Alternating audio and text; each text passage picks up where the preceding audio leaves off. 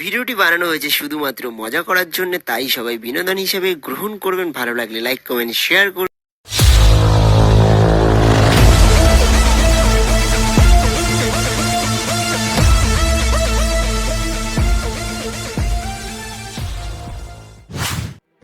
একে আমরা মূলত গুরু নামে চিনি, যে দীর্ঘদিন আগে গ্র্যাজুয়েশন কমপ্লিট করার পরও কোনো রকম চাকরি না পায় চুরিটাকে নিজের ব্যক্তিগত পেশা হিসেবে গ্রহণ করেছে। এবং তারই বন্ধু শ্যামল দীর্ঘদিন পড়াশোনা করে এবং ইঞ্জিনিয়ারিং কমপ্লিট করার পর কোনো রকম চাকরি না পায় গুরুর মতোই চুরিটাকে তার মেন পেশা হিসেবে গ্রহণ করেছে। আজ আমরা এই দুই বন্ধুর গল্পই শুনতে চলেছি। বল।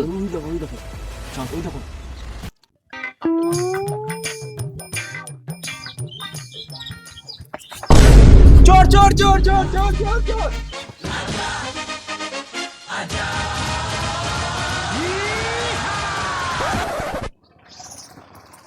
কোথায় গেল চোরটা?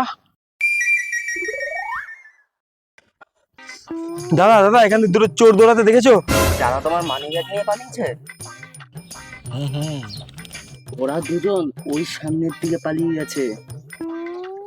ঠিক আছে ঠিক আছে। তোমরা কিভাবে জানলে কি আমার মানি ব্যাগ চুরি হয়ে গেছে? তোমার ওই চুরির খবরটা চোরবাজার পত্রিকায় বেরিয়েছে। হ্যাঁ হ্যাঁ, চুরি হতে না হতে পত্রিকায় চলে এসেছে। কোথায় কোথায় দেখি তো একটু। এই তো সেই চোর, ধর ধর ধর ধর ধর ধর।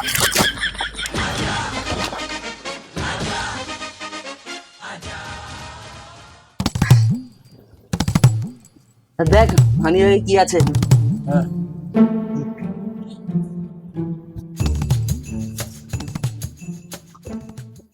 গুরু, হ্যাঁ 20 টাকা রয়েছে।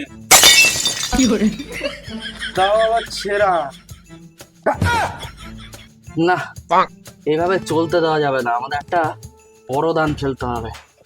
বড় দান? গুরু, এখানে তো আমি কোথাও দুটো কোট দেখতে পাচ্ছি না। গুরু, তাহলে তুমি দান কোথায় দেবে? এই দান সেই দান নয় রে খ্যাপাচোদা, এই দান মানে একটা বড় চুরি করতে হবে। ও আচ্ছা, বুঝলাম। তাহলে শোন, তোকে একটা কথা বলি, এদিকে আয়। ঠিক আছে, চল তাহলে ওই টাইমে দেখা হচ্ছে। চল চল চল।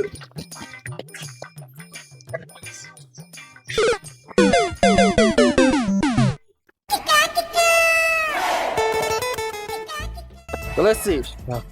আরে গুরু, বল। তোমাকে তো পুরো গ্র্যাজুয়েট চোর লাগছে। ভাই ভাই, সত্যি বলছিস? আরে হ্যাঁ গুরু, সত্যি বলছি। ঠিক আছে, আর পার খাওয়াতে হবে না, অনেক হয়েছে। তোরা যে কাজটার জন্য এসেছিস সেই কাজটা করি গিয়ে চল। চলো গুরু চলো।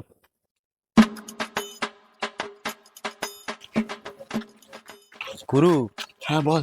ওই দেখো একখানা মাল দাঁড় করানো রয়েছে। ওই দেখো, দেখেছো? হ্যাঁ চলো চলো চলো চল চল চল চল। এটা রাখ।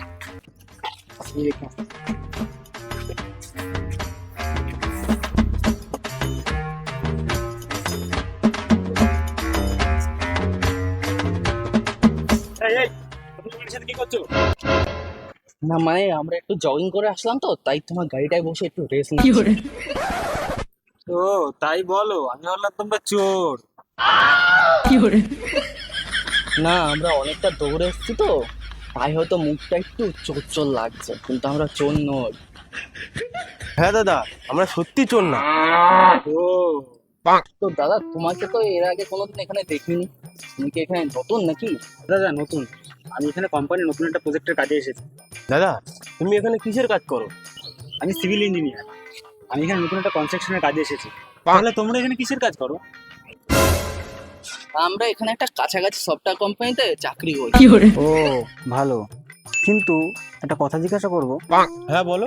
তোমরা বলছো জগিং করতে এসছো, তাহলে সাইকেল নিয়ে কি করছো? সাইকেল নিয়ে পালাতে সুবিধা হতো তাই। কি? কাছুদা কোথায় কি হলো জানিস না? না মানে ও বলতে চাইছিল যে দৌড়ালে পরে যতটা এক্সারসাইজ হয় তার থেকে সাইকেল চালালে বেশি এক্সারসাইজ হয়। ও আচ্ছা, বুঝলাম। তাহলে একটা আমাকে হেল্প করবে? কি হেল্প লাগবে বলো? দাদা, আমার তো এখানে সেমন কেউ চেনা জানা নেই, তাই বলছিলাম আমার গাড়ির চাবিটা তোমরা রাখো আর তোমার সাইকেলের চাবিটা আমাকে দাও, আমি একটু এক্সারসাইজ করে আসি। এ তো মেঘনা চাইতেই জল, এর পোস্তা মেরে ভালো মতো খেতে হবে। দাদা, কি ভাবছো তুমি? ঠিক আছে তাই হোক। এ নাও আমার সাইকেলের চাবি।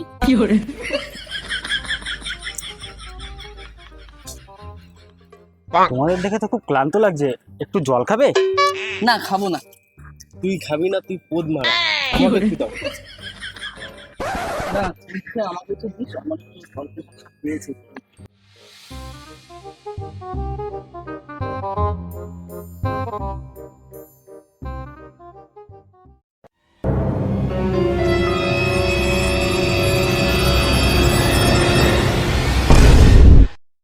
হ্যালো ভিউয়ার, কেমন আছো তোমরা সবাই? আশা করি ভালো আছো।